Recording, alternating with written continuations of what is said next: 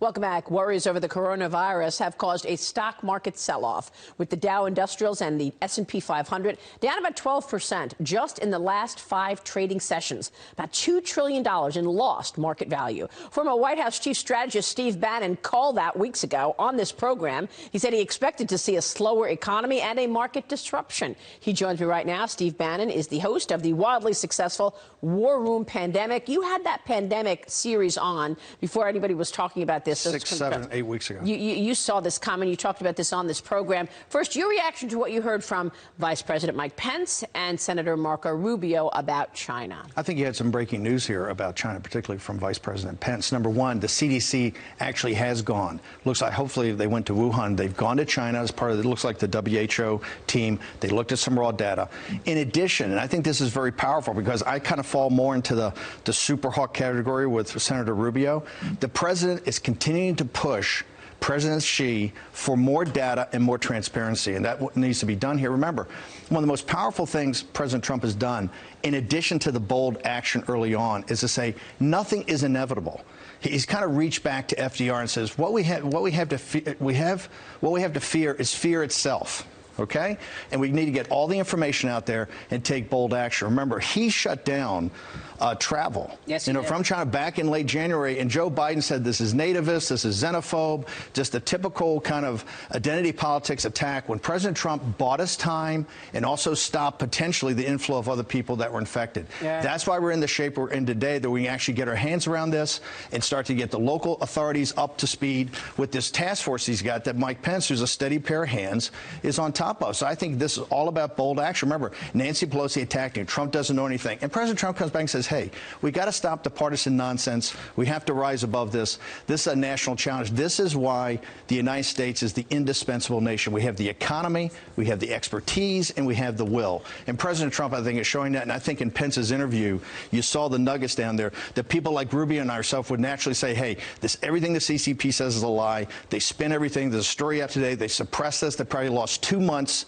They probably lost all of December, most of January suppressing it. But President Trump looks like he's forcing Xi to get more accurate information out there. And we talked about this weeks ago when I said, look, they sent the largest delegation ever to Davos in January. They went to sign the Phase 1 trade deal at the White House, shaking everybody's hands. They knew coronavirus was happening. What about the impact to the economy? Because President Trump right now has to show real leadership, and he has. He was courageous in saying no more flights to China as he got criticized. What is he going to do now as we see businesses pulling back? 3 banks last week said, look, we're not going to have any earnings growth at all in 2020. And look at the market, $2 trillion in market value lost. Let's bifurcate this for a second. So we have this pandemic, we have a pandemic about a virus, right? That's clearly has a disruption in the economy, travel, hotels, all that uncertainty. Components, parts, shortages. Well, then you have a deeper thing. That's the contagion coming out of China about globalization and making China not just the manufacturer of the world, but the railhead of the logistics system. That's the deeper issue. That's where President Trump has been ahead of this. Remember, his whole campaign's built around moving the supply chain back. People forget the central part of NAFTA was to make North America and Mexico a geostrategic alternative for manufacturing the supply base. Now, here's what we've got in front of us. You have immediate problems like the pharmaceuticals, the generics, the APIs. You also have the mask and the consumables and medical. But then you have the deeper thing. That's why China's trying to get up, the Apple, Foxconn trying to get their production up. They're trying to force people back to these factories. He's sending people back to work even though they're still dying in China. Listen, you saw the numbers. You saw the numbers, and this is why it's going to take leadership of President Trump in the United States. You saw the numbers coming out of China on Friday were horrific. They were 36%, I think, for their manufacturing, and that's probably a promoted number. If you look at the actual logistics, if you look at rail stock going around and coal, you've seen the atmosphere's cleared up. There's literally nothing going on in manufacturing. President Trump is dealing with that. That, I think, is also where the market sell-off is. But remember, his entire thesis is to bring the supply chain back to the industrial democracies. That's the entire thesis of his trade from day one. I think you're seeing him take bold action. He's continuing to take bold action, and that's what leadership's about. I'll tell you, the president has changed the conversation around China. Now you're looking at companies wondering if they could trust China anymore.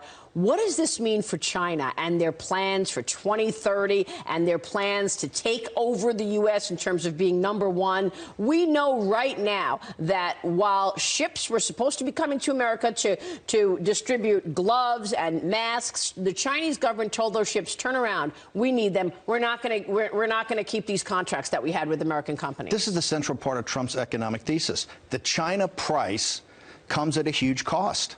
Right? You've had this globalization project, always looked at essentially slave labor in China, making the absolute lowest cost of production and shipped throughout the world. And you had One Belt, One Road. You've had, Made in China 2025. You've had Huawei, the whole Huawei situation. President Trump has said, hey, the industrial democracies have to bring the supply chain back. And all the Wall Street cheerleaders, you didn't see them cheering last week. Because now we understand that not just national security, but health security is inextricably linked with having this logistics chain in the middle of China. And that is what people are going to start looking at right now. That's why I think, quite frankly, on the healthcare side with Pence, I think it's terrific. You got the vice president in charge of this with Secretary Azar, with Fauci. I do think you need to bifurcate that, and you need to have an economic task force, because these issues, not just the short term on the supply chain for the medical, but what, Peter Navarro and Larry Kudlow and others are working on, the deeper issues about supply chain coming back. I think an economic task force that would be looked at that equivalent to the health care to say, what are we doing here on supply chain? How are we going to bring it back to the industrial democracies, particularly North America? Especially since you got Senator Cotton saying, we don't even know how this originated. The only level 4 super lab in China is in Wuhan. He's questioning how it originated. For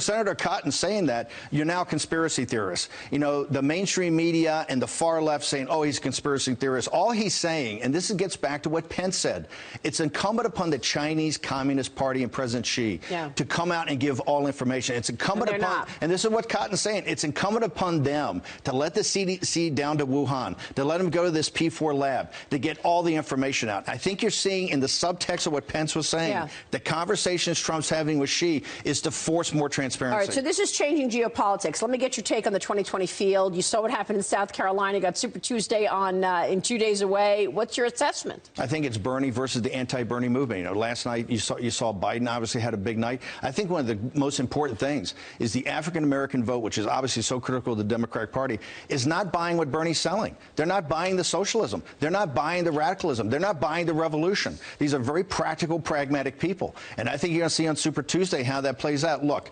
Bloomberg's capital is going to back one of the establishment alternatives, whether that's Biden or whether it's Hillary Clinton or somebody else, okay, against Bernie. They're going to try to steal the nomination from Bernie again. And that's why I think many Bernie supporters will come to President Trump at the end of the day.